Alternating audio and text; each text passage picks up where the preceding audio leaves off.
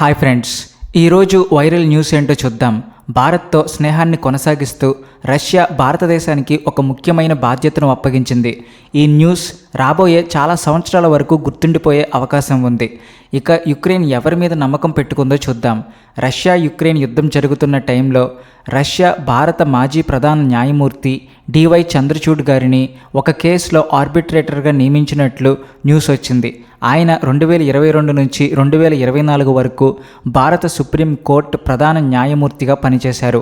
ఇక ఈ కేసులో ఇంకొక వైపు యుక్రెయిన్ ఉంది. యుక్రెయిన్కు చెందిన ప్రభుత్వ బ్యాంక్ ఓషాద్ బ్యాంక్ రష్యా ఒప్పందాన్ని ఉల్లంఘించిందని ఆరోపిస్తూ కేసు వేసింది. తమకు కొన్ని $1 మిలియన్ నష్టం జరిగిందని బ్యాంక్ పేర్కొంది. 2022లో రష్యా యుక్రెయిన్పై దాడి చేసిన సమయంలో డొనెట్స్క్, లుహాన్స్క్, జెర్సోన్, జపోరియా ప్రాంతాల్లో తమ బ్యాంకుకు చెందిన ఆస్తులు, బ్రాంచ్లు, భవనాలు ఉన్నాయని బ్యాంక్ తెలిపింది. రష్యా దాడులు బాంబు దాడులే కాకుండా బలవంతంగా తమ ప్రదేశాన్ని ఆక్రమించుకోవడం వల్ల ఆ ఆస్తులకు భారీ నష్టం జరిగిందని, దాని విలువ మిలియన్ల డాలర్లు ఉంటుందని యుక్రెయిన్ ప్రభుత్వ బ్యాంక్ ఆరోపిస్తుంది. యుక్రెయిన్ ప్రభుత్వ బ్యాంక్ ప్రకారం ఇది 1998లో రష్యా, యుక్రెయిన్ ప్రభుత్వాలు కలిసి సంతకం చేసిన బైలేటరల్ ఇన్వెస్ట్మెంట్ ట్రీటీ ఉల్లంఘన. అందుకే తమకు జరిగిన నష్టాన్ని రష్యా భర్తీ చేయాలని యుక్రెయిన్ బ్యాంక్ డిమాండ్ చేస్తుంది. ఇక్కడ భారత మాజీ ప్రధాన న్యాయమూర్తి డివై చంద్రచూడ్ గారి పాత్ర చాలా ముఖ్యంగా ఉంది. ఈ వివాదాన్ని వివరించడానికి 3 సభ్యులతో ఒక ట్రిబ్యునల్ ఏర్పాటు చేశారు. దీనికి అధ్యక్షురాలిగా కోస్టారికాకు చెందిన దయానా జిమోనెజ్ను రష్యా, యుక్రెయిన్ కలిసి ఎంపిక చేశాయి. యుక్రెయిన్ తన తరపు ఆర్బిట్రేటర్గా బ్రెకౌలాకిస్ అనే గ్రీకు న్యాయ నిపుణుడిని ఎంపిక చేసింది. అంటే ఈ 3 రష్యా, యుక్రెయిన్కు చెందినవారు కాదు, కానీ ఈ 3 రష్యా, యుక్రెయిన్ వివాదంపై నిర్ణయం తీసుకుంటారు. ఇందులో డివై చంద్రచూడ్ గారి పని రష్యా తరపు వాదనను సమర్థించడం. రష్యా అభిప్రాయం ప్రకారం ఇది పెట్టుబడి ఒప్పందం ఉల్లంఘనకు సంబంధించిన కేసు కాదు. ఇది 2 దేశాల మధ్య ఈ యుద్ధం దేశ సార్వభౌమాధికారానికి సంబంధించిన విషయం. అందువల్ల యుద్ధ సమయంలో ఇలాంటి క్లెయిమ్లు చెల్లవని రష్యా వాదిస్తుంది. ఈ వాదనను డివై చంద్రచూడ్ గారు బలంగా సమర్థించాల్సి ఉంటుంది. చివరగా నిర్ణయం ఏమిటో విచారణ పూర్తయిన తర్వాతే తెలుస్తుంది. అయితే ఈ కేసు రష్యా, భారత దేశాలకి ముఖ్యమైనదిగా మారింది. ముఖ్యంగా భారత మాజీ ప్రధాన న్యాయమూర్తిని ఇలాంటి అత్యంత ముఖ్యమైన అంతర్జాతీయ జియోపొలిటికల్ కేసులో ఆర్బిట్రేటర్గా ఎంపిక చేయడం భారత న్యాయ వ్యవస్థకు ఒక రకమైన అంతర్జాతీయ గుర్తింపు అనవచ్చు. ఈ కేసు సాధారణ కేసుల కంటే చాలా సున్నితమైనది. ఎందుకంటే ఈ కేసులో వచ్చే తీర్పు భవిష్యత్తులో రష్యా, యుక్రెయిన్ మధ్య ఇలాంటి ఆస్తులపై వచ్చే మరిన్ని ఆర్బిట్రేషన్ కేసులకు ఒక ప్రెసిడెంట్గా మారే అవకాశం ఉంది. ఒకవేళ రష్యా ఈ కేసులో ఓడిపోతే ఆ కేసులో భారత మాజీ ప్రధాని న్యాయమూర్తి డివై చంద్రచూడ్ గారి పేరు కూడా ఉంటుంది. కాబట్టే ఇది కేవలం రష్యా, యుక్రెయిన్కు సంబంధించిన విషయం మాత్రమే కాదు, భారత ప్రతిష్టకు సంబంధించిన అంశంగా మారింది. నెక్స్ట్ న్యూస్, రాష్ట్రీయ స్వయం సేవక్ సంఘ్ RSS చీఫ్ మోహన్ భాగవత్ గారు ఆగస్టు చివరిలో అమెరికా పర్యటనకు వెళ్లనున్నట్లు వార్తలు వస్తున్నాయి. అమెరికాలోని American Hindus for engagement and dialogue అనే సంస్థ రక్షాబంధన్ సందర్భంగా నిర్వహించే కార్యక్రమానికి మోహన్ భాగవత్ గారిని ముఖ్య అతిథిగా ఆహ్వానించింది. ఈ కార్యక్రమంలో మోహన్ భాగవత్ గారు అమెరికాలోని భారతీయ ప్రవాసులను ఉద్దేశించి ప్రసంగించనున్నారు. అమెరికాతో పాటు ఇదే పర్యటనలో బ్రిటన్, కెనడా కూడా వెళ్లే అవకాశం ఉందని వార్తలు వస్తున్నాయి. కెనడాలో కొంతమంది ఎంపీలు, ఖలిస్తాన్ అనుకూల ఎంపీలు మోహన్ భాగవత్ గారి పర్యటనను వ్యతిరేకించారు. కెనడాలోకి రాకుండా ఆయనని నిషేధించాలని, బ్లాక్ లిస్ట్ చేయాలని వారు కోరారు. అయినా కెనడా ప్రభుత్వం ఆయన పర్యటనను ఇప్పటి వరకు రద్దు చేయలేదు. అమెరికాలో భారతీయ ప్రవాసులతో కార్యక్రమం ఖరారైనట్లు సమాచారం ఉన్నా బ్రిటన్, కెనడాలో ఇలాంటి కార్యక్రమాలపై ఇప్పటి వరకు స్పష్టమైన ఇన్ఫర్మేషన్ లేదు. ఆయన పర్యటన కెనడాలో మొదలవ్వక ముందే రాజకీయ వివాదం మొదలైనందున చివరి సమయంలో మోహన్ భాగవత్ గారు కెనడా పర్యటనను రద్దు చేసే అవకాశం ఉంది. ఖలిస్తాన్ అనుకూల వర్గాలు RSSను టార్గెట్ చేస్తూ RSS భారత్లో హిందుత్వాన్ని ప్రోత్సహిస్తుందని ఆరోపిస్తున్నాయి. అందుకే మోహన్ భాగవత్ గారి కెనడా పర్యటనను రద్దు చేయాలని వారు డిమాండ్ చేస్తున్నారు. RSS 1925లో ఏర్పడింది. ఈ ఏడాదితో RSSకు 100 సంవత్సరాలు పూర్తయ్యాయి. ఈ సందర్భంగా భారత్తో పాటు విదేశాల్లో కూడా RSS కార్యకలాపాలను విస్తరించాలని నిర్ణయించారు. ముఖ్యంగా భారతీయులు ఎక్కువగా నివసించే దేశాలకు వెళ్ళి తమ కార్యక్రమాలని పెంచాలని చూస్తుంది. అందులో భాగంగా మొదట అమెరికా, బ్రిటన్, కెనడా దేశాలను ఎంచుకుంది. కారణం అక్కడ దేశాలలో ఎక్కువ మంది భారతీయులు నివసిస్తున్నారు. వారిని తమ భారతీయ మూలాలు, సంస్కృతితో అనుసంధానంగా ఉంచేందుకు అక్కడ కార్యక్రమాలు నిర్వహించాలనేది ఆర్ఎస్ఎస్ ఉద్దేశం. ఇక నెక్స్ట్ న్యూస్ భారత్ పొరుగు దేశమైన మాల్దీవ్స్ గురించి. మాల్దీవ్స్ అధ్యక్షుడు మొహమ్మద్ మొయిజ్జు ఎన్నికల్లో గెలిచిన తర్వాత తమ దేశం నుంచి భారత సైనిక సిబ్బందిని వెనక్కి పంపించారు. తమ దేశ భద్రతను తామే చూసుకుంటామని, భారత్ జోక్యం తమకు అవసరం లేదని ఆయన అప్పట్లో చెప్పారు. కానీ ఇప్పుడు మాల్దీవుల ఆర్థిక పరిస్థితి చాలా కష్టంగా మారింది. డీజిల్ కొనడానికి కూడా డబ్బులు లేక డీజిల్ను దిగుమతి చేసుకోవడానికి మాల్దీవుల ప్రభుత్వం రుణం తీసుకోవాల్సిన పరిస్థితి వస్తుంది. ఏషియన్ డెవలప్మెంట్ బ్యాంక్ మాల్దీవులకు డీజిల్ దిగుమతి చేసుకోవడానికి $50 మిలియన్ రుణాన్ని ఆమోదించింది. ఈ డబ్బు త్వరలో మాల్దీవుల ప్రభుత్వ ఖాతాలోకి వస్తుందని చెబుతున్నారు.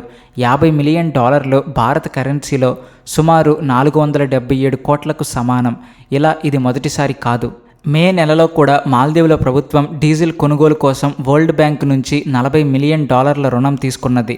అంటే కొన్ని నెలల వ్యవధిలోనే డీజిల్ కొనుగోలు కోసం పెద్ద మొత్తంలో రుణాలు తీసుకోవాల్సిన పరిస్థితి ఏర్పడింది. అదే సమయంలో మాల్దీవుల ప్రభుత్వం గతంలో తీసుకున్న రుణాల వాయిదాలు చెల్లించడంలో కూడా ఇబ్బందులు ఎదుర్కొంటుంది. మరి మాల్దీవులు ఇలా వరుసగా రుణాలు ఎందుకు తీసుకుంటుంది? దీనికి ఇరాన్, అమెరికా యుద్ధంతో ఏమైనా సంబంధం ఉందా అనేది ప్రస్తుత ప్రశ్న. మాల్దీవుల ఆర్థిక వ్యవస్థలో ట్రావెల్, టూరిజం, హోటల్ స్టే ఎంతో ముఖ్యమైనవి.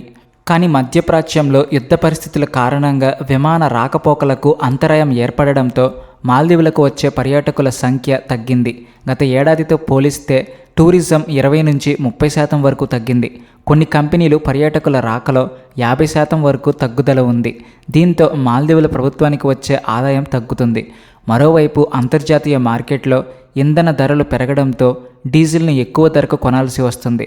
మాల్దీవుల్లోని చాలా ద్వీపాల్లో డీజిల్ జనరేటర్ల ద్వారా విద్యుత్ ఉత్పత్తి చేస్తారు. అందువల్ల డీజిల్ కొనడం వారికి తప్పనిసరి. డీజిల్ ధరలు పెరగడం, టూరిజం ఆదాయం తగ్గడం కలిసి మాల్దీవుల ఆర్థిక పరిస్థితిపై మరింత ఒత్తిడి తెస్తున్నాయని వీడియో వివరిస్తుంది. వరల్డ్ బ్యాంక్ ప్రకారం మాల్దీవుల్లో విద్యుత్ ఉత్పత్తికి డీజిల్ ప్రధాన వనరు.